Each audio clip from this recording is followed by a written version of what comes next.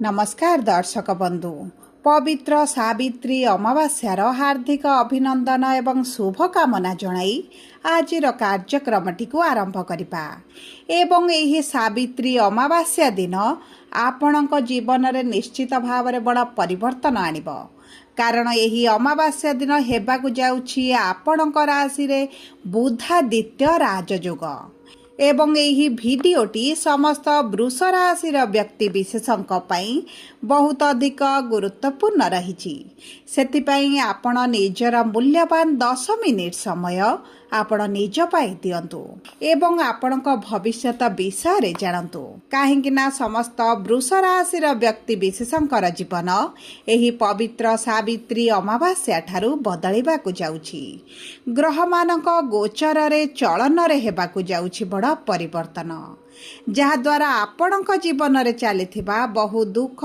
कष्टर अंत हेबाकु जाउछि एवं पुणी थरे एही पवित्र महाशिवरात्रि ठारू आपणक जीवन को खुशी फेरिबा पाई जाउछि आपणक राशि रे एही राजयोगटी आपणकर धन लक्ष्मी को वृद्धि करिब देखंतु एही पवित्र सावित्री अमावास्या दिन तीनोटी शुभ ग्रह करुछंती राशि परिवर्तन सूर्य बुध मंगल तीनोटी ग्रह करुछंती राशि परिवर्तन जे आपणकर भाग्यर अधिपति लाभर अधिपति एवं धनर अधिपति अटंती तेणुकरी एही समस्त ग्रहंकर गोचरटी आपणक त्रिकोण भाव एवं केंद्र को हेबा द्वारा आपणक भाग्यर हेबाकु जाउछि एक बड़ परिवर्तन अनेक दिगरु अनेक गुड़िए लाभ प्राप्ति हेबा पाई जाउछि समस्त सुख आपण को प्राप्ति हेबा पाई जाउछि एही पवित्र सावित्री अमावास्या ठारू पुनर्बार आपण जीवन को खुशी फेरिबा पाई जाउछि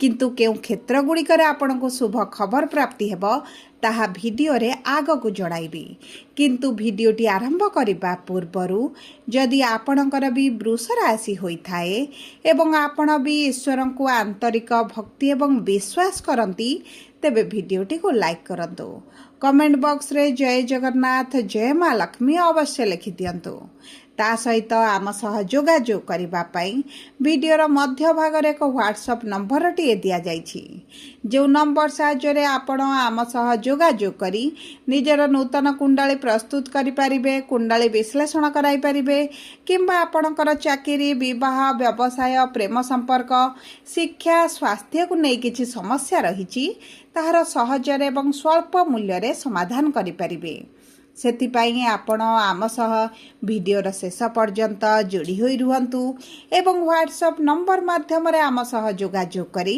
खूब कम मूल्य रे आपणक समस्यार समाधान करंतु देखंतु आपणकर राशिर स्वामी शुक्र बुध सूर्य मंगलक सहित शनिक भाव रे बा तांको गृह रे विराजमान करिथिबारु आपणक स्वास्थ्य रे समस्या देखुथिले आर्थिक समस्याटी बढ़ी जाइथिला एवं जेहेतु शनिक सहित एकत्र विराजमान करथिले जीवन रे समस्या गुड़िक बढ़ी जाइछि अर्थ सुझिबा पई आपण सक्षम होई पारु नाहंती मानसिक दुश्चिंता भितर रहुछंती विभिन्न गुड़िए कारण को केंद्र करी परिवार मध्य अशांति रहुछि मेडिकल रे अर्थ आपणकर खर्च हेउछि एवं देखंतु आपणक परिस्थिति आग अपेक्षा बहुत भाव में प्रभावित हेबारे लागिछि किंतु एही सब परिस्थिति आपण बाहरिबा पई जाउछंती अर्थर समस्या दूर हेबा सहित आपणक भाग्य आपणक साथ देबा पई जाउछि तेबे देखंतु वृष राशिर तीनोटी नक्षत्र रही थाए कृतिका वृष रोहिणी वृष एवं मृगशिरा वृष राशि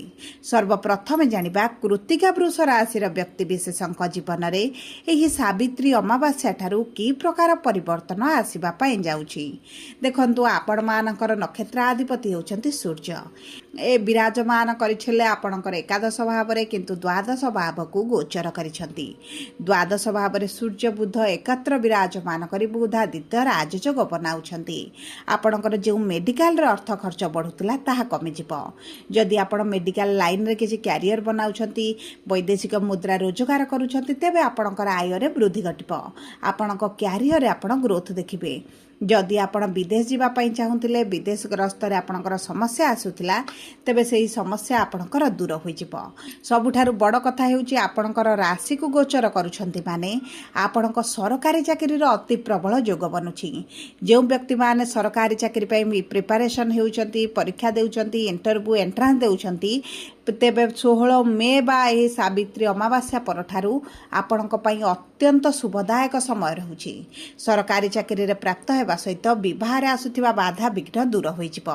वैवाहिक संपर्क रे मधुरता फेरिब। पार्टनरशिप रे जदि व्यवसाय करूछंती लाभ वृद्धि हेब एवं देखंतु जदि नूतन भाव में किछि व्यवसाय आरंभ करबा पई चाहुछंती उत्तम समय आपणक पई रहिछि। एबे आसंतु जानिबा रोहिणी वृष राशि बा 4/2 वृष राशि रो व्यक्ति विशेष मानकर नक्षत्र अधिपति होउछंती चंद्रमा एवं चंद्रमा हेउछंती तृतीय भावर स्वामी जे 2.5 दिन रे थरे राशि परिवर्तन करंती। किंतु गुरु आपणकर द्वितीय भाव रे धनर भाव रे थिबारु आर्थिक समस्या आपणकर दूर हेब। अर्थ क्षेत्र रे आसुथिबा बाधा विघ्न गुड़िक दूर होइजिब। जदि अर्थ को केंद्र करी किछि कार्य अधार अटकिछि ताहा आपणकर संपूर्ण होइजिब। अचानक किछि धन लाभ होई पारे। पैतृक संपत्ति रे जदि भाग प्राप्त हेउ नथला आपणक प्राप्य आपणको मिल नथला तेबे ताहा मध्य मिलि पारे। चाकरी क्षेत्र रे उत्तम फल प्राप्ति करिवे। प्रमोशन होई पारे। ट्रांसफर होई पारे। सैलरी रे वृद्धि घटी पारे किंबा प्रमोशन मध्य होई पारे। जदि आपण नूतन भाव रे चाकरी रे संधान रे रहिचंती चाकरी पई अप्लाई करूछंती तेबे आपणको चाकरी मध्य प्राप्त होई पारे। ता सहित गुरुंकर पंचम दृष्टि विवाह भाव को थिबा कारणरू आपणकर विवाह होइब एवं ता सहित जो व्यक्ति मान संतान प्राप्ति रे समस्या देखुतिले सेही समस्या तांकर दूर होइजिब। संतान सुख प्राप्ति हेबार अत्यंत शुभदायक समय रहिछि। एबे आसंतु जानिबा मृगशिरा वृष राशि बा 5/2 वृष राशि रो व्यक्ति विशेष मानकर नक्षत्र अधिपति होउछन्ती मंगल प्रवेश करिवे स्वराशि रे बा आपणकर द्वादश भाव रे। जेउ कारणरू आपणकर जदि अर्थ केउंटी फसिकी रहिछि ताहा आपणको मिलिजिब। कोर्ट कचेरी केस जदि चलिछि आपणको सेथिरे विजय लाभ मध्य होई पारे एवं ता सहित शत्रु माने आपणकर नाश जिवे।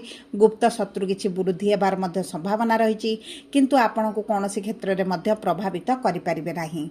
आपणको गृह रे किछि शुभ कार्य मांगलिक कार्य अनुष्ठित होई पारे एवं ता सहित जदि आपणको वैवाहिक जीवन रे समस्या देखुतिले ताहा आपणकर धीरे धीरे कमिबा आरंभ हेबो। आपणक जीवन साथी स्वास्थ्य रे परिवर्तन आसिबो। आपणकर मानसिक दुश्चिंता किछि अंश रे बढ़ी पारे किंतु आपणको विशेष भाव रे कोनोसी क्षेत्र रे प्रभाव पकाइबो नाही। आपणकर चतुर्थ भाव रे केतु विराजमान होइतिबारु पारिवारिक जीवन रे आपण किछिटा असंतुष्ट रहि पारंती।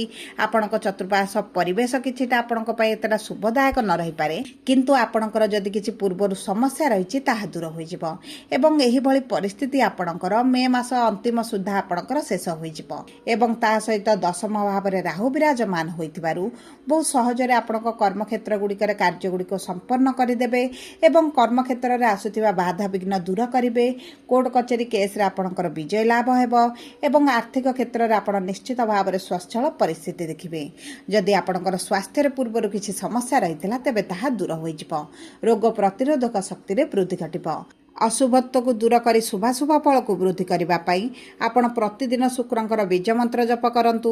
सूर्य को प्रातः समय जल अर्पण करंतु। आदित्य हृदय स्रोत पाठ करंतु। गोमाता को गुरुवार दिन रुटी रे किछिटा गुड़ मिसाई खाइबा पई दियंतु। अधिक परिस्थिति जदि संकटपूर्ण अच्छे आर्थिक स्थिति रे खराब चली तेबे श्री सूक्तम पाठ करने सहित लक्ष्मी दश नाम को जप करंतु।